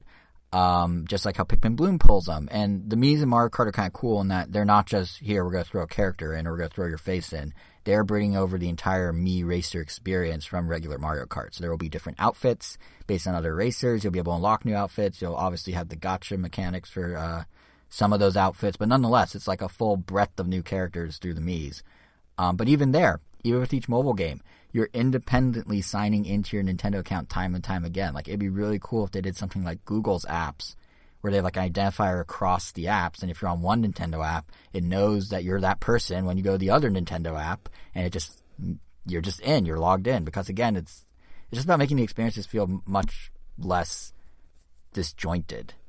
And this is the last thing I'll say about this, I promise. But you may be wondering what the big deal is. Like, who cares if it's a little more work, right? Like, why am I rambling about this so much? But having that base level audience, you know, make their accounts and be able to, as easily as possible, use those accounts is literally the root of Nintendo's IP expansion strategy. It's why Microsoft has you sign into your Microsoft account, not just to play Xbox, but if you want to play something like Minecraft Dungeons on a competing platform like the Switch. It's why Disney has a unified account for their theme parks and for Disney+. Once you're in the system, when you're in the system, the foot's in the door. You as the consumer have expressed your interests, and the company in question can now run with that. They can market to that. They can see what it is you like and then give you recommendations about other things they do. And the easier it is, the less friction, the more cohesion there is between each step, the higher they're going to see of a conversion rate, the more money they're going to make. And obviously from the user, from our perspective, it's like, we're getting marketed to like crazy. But if you're a fan, you may actually discover some stuff you don't know about through these methods. So my suspicion is that we're going to see Nintendo keep going down the path of these past couple weeks. More stuff like Mii's and Mario Kart, more stuff like, you know, United Storefronts, more connected experiences. And if I had to guess, I would say it'll reach its pinnacle just in time for what I would assume will be a massive Nintendo account influx when people start going to the Hollywood location of Super Nintendo World, which coincidentally was just announced to open in 2023. What a transition. Jesus Christ. Yeah, no, but that's, but yeah, my guess honestly is that like these all feel like steps on a roadmap to get to an end goal where Nintendo counts it as perfect, like singular experience. And what better place to do it than at the largest opening they're going to have in Nintendo World yet, you know, to have it by that time. So yeah, so Nintendo World 2023, who's excited for that? It's only a year out till it's 15 miles from where we live. 2023 isn't a real year. Come on. I mean, the wait continues. What's funny about that, your 2023 isn't a real year, is it wasn't on Universal's calendar either. I heard that they were already doing costume fittings. Like, they were doing the costume character fittings last summer with the expectation of launching this year in 2022. So obviously there are construction delays or something. But, they were already picking out their heights and widths of toads a year ago. So clearly something snagged, and 2023 shouldn't be a real year when talking about Nintendo World. It should have been 2022, specifically this summer. But, something happened at some point, which, par for the course. There's supply shortages, there's pandemic, there's, all sorts of issues, labor force stuff. So I get the delay, but yeah, it shouldn't have been a real year. You're right, Kevin. It should have already been this year. But it is exciting. That's going to be that close. And as of now, it seems like it's just going to be the base Nintendo World. So there's still interest in Japan if you want the Donkey Kong stuff that's launching in 2024. But in 2023, you can at least get the Mario stuff. So that's all I had from the Jason side. But I think before we go, we need a Jason palette cleanser of sorts, because I had a lot to say about something so minor as accounts. So let's bring it back to games before we sign off here. Specifically one that actually came from PlayStation State of Play. It's also Switch-bound, though. The Teenage Mutant Ninja Turtle Cowabunga Collection, which I have to imagine, Angel, you have some thought on to some degree, because it's 14 Ninja Turtle games in one $40 package. You would think so, but it just kind of goes back to a conversation we've had here before where, like, I'm not a big beat-em-up fan. So by just unfortunate coincidence, like, I'm not that big a fan of any of the classic, like, Ninja Turtle games. Like, I just like them all beat 'em up? There are some fighting games in there, which I'll get into right now, but pretty much, like, Ninja Turtle games are pretty much just beat 'em ups, at least the old Konami ones. Yeah, they're fun. Yeah, I'll play them, but as games, like, I don't get excited about them. They're just cool. There's something I'm more excited to own than to play. Actually, yeah, that's perfect. So you're still buying it? Is the in-between? I know they're really, really loved, though. At least, like, the old ones. I mean, also, I was going to say, it doesn't help. But, I mean, like, I also have the physical arcade cabinet from one up of these arcade games. So when did you buy all these arcade machines? It's like, and the pandemic hit and you opened an arcade. So, yeah, like any, like, even, Ninja Turtles Shredder's Revenge game, like, yeah, that's cool that exists, and I love how it looks, but I'm not really excited for it either, because, actually, that makes a good point. Should we rattle off what the games are for those who didn't see the list real quick?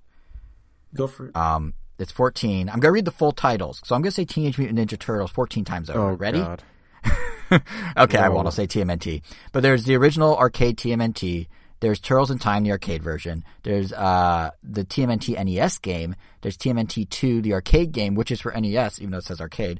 There's TMNT 3, the Manhattan Project for NES. There's TMNT Tournament Fires for NES. There's Tournament Fires for Super Nintendo. There's Tournament Fires for Sega Mega Drive. There's Turtles in Time for Super Nintendo. There's this one I've never even heard of, the Hyperstone Heist from the Mega Drive.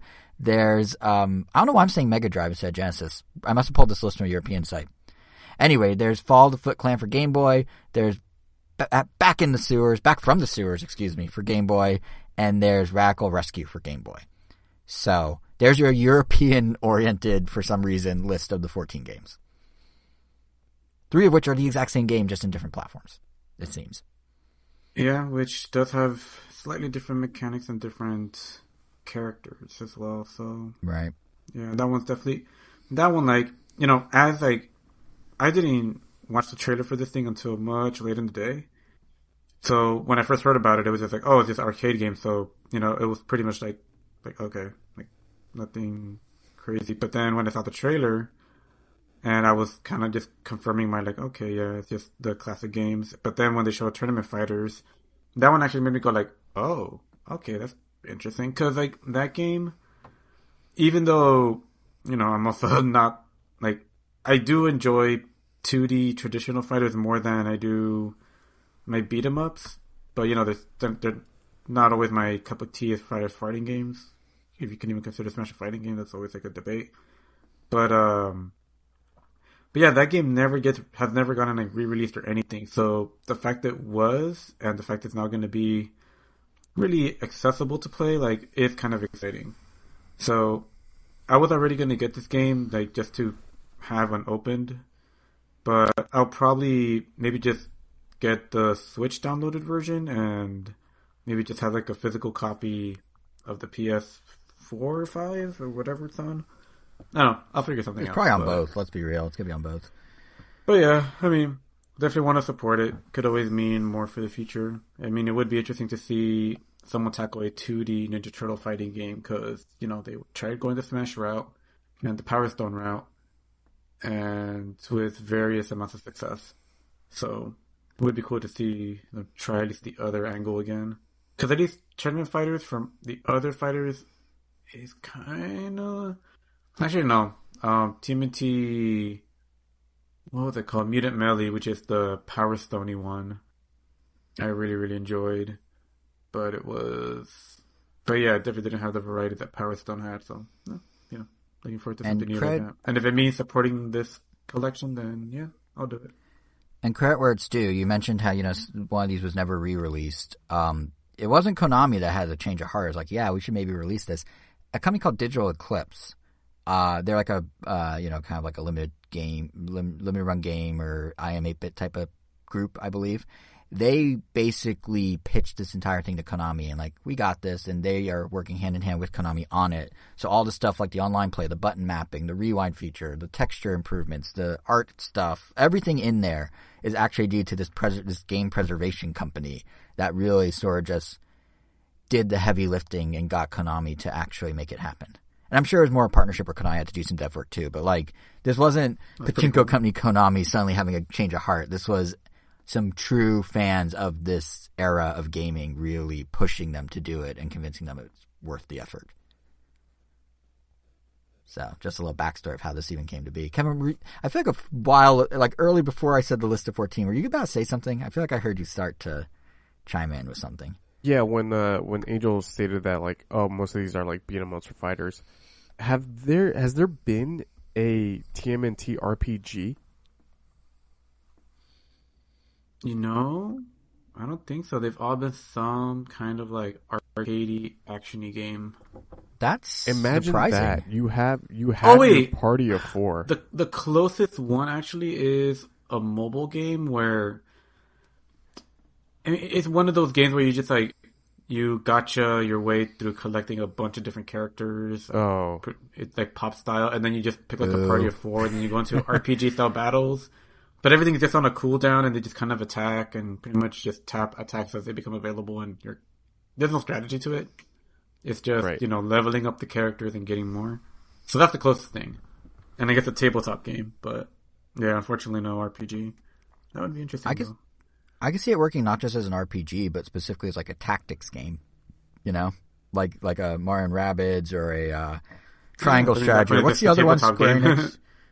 Yeah, essentially, but it'd be 3D. What's the Square Enix one that was just announced? Dio Field or something like that. It was announced during the same State of Play as Ninja Turtles, but it's like Triangle Strategy without 2D HD, and it is coming to Switch as well, actually. But like that, like there's a strategy game resurgence right now. Like, I mean, Square Enix is making 2 in a year, so Ninja Turtles seems like it'd fit that pretty well. Yeah. You've already got your party of 4. They would each do like something different, you know. Yeah. Why hasn't that been made? And it could go beyond the party of 4. You can, you know, integrate April O'Neil, or like maybe there's some weird thing where you team up with Shredder, or like there's it feels very Mario and Rabbids to me, like the potential for it. Yeah, there's definitely something there for sure, but alas.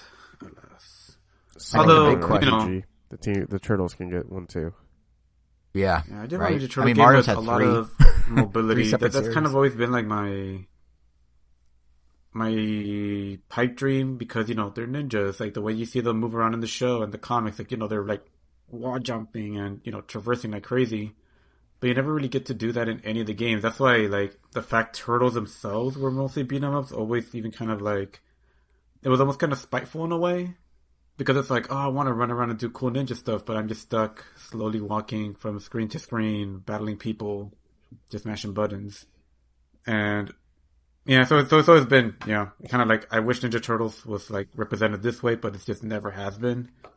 And there was while those, why they were solid arcade beat 'em ups, the fact those were also like really, really popular. Yeah, on one hand, they deserve to be. They were well made, but just to get a little selfish and I forget what other word, but just to allow myself to get vent a little. Like, I've always been kind of like, why do these have to be so popular? Because that just means they're going to make more of these. So pretty much, we get so many arcade beat 'em up turtle games because those are really popular, and I just kind of wish they weren't for that.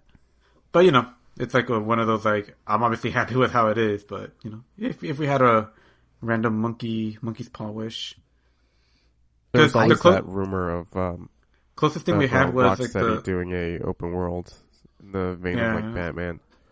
I mean, there's been some minor attempts. Like, Ubisoft made the Ninja Turtle game for the Wii that did kind of have some of what I was saying, but it was just linear. It was Prince of Persia. It was like linear levels that you do some parkouring, but it's like getting some of the way there. I liked it, but it was like, it's like so close, but not quite it. And then there was a game by Platinum for the PS4 that gave me a little bit of that like free roaming environment, but that game was structured weird. Like, pretty much it's just a beat 'em up with a lot of traversal movement, which is cool. But you essentially have to like run around a giant map until you see like, oh, crime is happening. Go to that crime, stop it, and then you just rinse and repeat. Like, you're just running around this map until things happen. And then once you complete enough of those things, then the boss spawns somewhere. Then you go fight the boss and kill it, and then you go to the next level. So they tried to do it like the old Spider-Man games, like the PS2, like Spider-Man 2, kind of. Is that what they did? I think because Spider-Man 2, the big hook was you could swing around and save freely, and then it would tell you when there were crimes and stuff to do, and you could go land in like specific. Yeah, but I always thought those were optional though. I always thought it was like you still had a quest you can always complete, but you can be a hero on the side. This one is like, oh, I see what you mean. This one was literally just the quest. Oh, yeah, you're just doing quests, yeah, side quests to unlock the boss instead of there being some kind of narrative to it, but. In retrospect, as we talk about this, I don't understand how Koei Tecmo or Sega didn't like snatch the Ninja Turtle license and hand it off to like the Ninja Gaiden or Tenchu developers. Like, it seems like such a no-brainer in retrospect. Yeah. Well, like, it's like that'd be kind of what you're looking for, right? I mean, it's a little linear in the same way you were describing the other one being kind of Prince of Persia-esque, but like just thinking back to when I played, Ninja Gaiden on DS, which I thought was really cool. Dragon Sword, I think it was called. That could have worked as a Ninja Turtle game pretty easily. Like, I'm surprised they never did. Especially because Tecmo Koei or Koei Tecmo, or whatever way their name goes, they love their licenses. They love taking IPs and shoving them into Dynasty Warriors gameplay. So, like, is this that far removed? Similarly, why is there no Ninja Turtle Dynasty Warrior? Ninja Turtle Warriors. I'm not saying it'd be the right thing for you, Angel, because I know you're not a big fan of the genre, but, like, that, too, in retrospect, seems like a bit of a no-brainer. They have Gundam. It's such a flexible franchise, but it is, yeah. One day, I mean, it's the big question. It's getting a lot of attention right now, so maybe we'll get some other types of projects eventually. But obviously, Shredder's Revenge has to come out first. That was my big question. Will this collection make it out before or after Shredder's Revenge? Because that's been coming soon for over a year now, hasn't it? Shredder's Revenge. Yeah, according to one of our friends on Twitter, it was revealed about a year ago, but we still don't even have a date. Yeah. But I do think the like Ninja Turtle like renaissance, if you will, it makes sense because the 90s are back. The mid 90s and late 90s are now the next thing coming back. Acknowledge your own joke because Renaissance artist, Ninja Turtles. Oh my god, that would have been that pun absolutely not intended. I wish that was intended. That's quality. But no, I think like Ninja Turtles gets to ride the same wave that like the next Transformers is doing Beast Wars. They're doing a trilogy of Beast Wars movies. Like they're pulling from that era now. So I think Ninja Turtles, there's only more to come for a while here because we're in that moment for it. So, and we've been in it for a minute, like the Michael Bay movies, as whoever you think of those. We've been in, that was kind of the part of it too, but we're in that. Yeah, moment. It comes and goes. They're literally like consoles. Like every 5 years you get like a boom. Like, I mean, you had the 90s, then you had mid 2000s they weren't as big, but they had a presence. They had a bunch of games from Konami. They had the CG movie. They had that popular TV show. Then you had the Nickelodeon era, and now you have this one where we have the Seth Rogen movie coming out. We have a new Ninja Turtle show that's already in the works. Then you have the Rise of Ninja Turtles movie on Netflix also coming out. A lot of turtle stuff. Comic is still going, and they just brought back the female turtle that was notoriously hated from the live action shows. She was the one that didn't have a Renaissance name, right? She was a painting. Her name was Venus. Oh, okay. Yeah, okay. Which is kind of weird because for some reason I thought her name was Jane. I don't know why.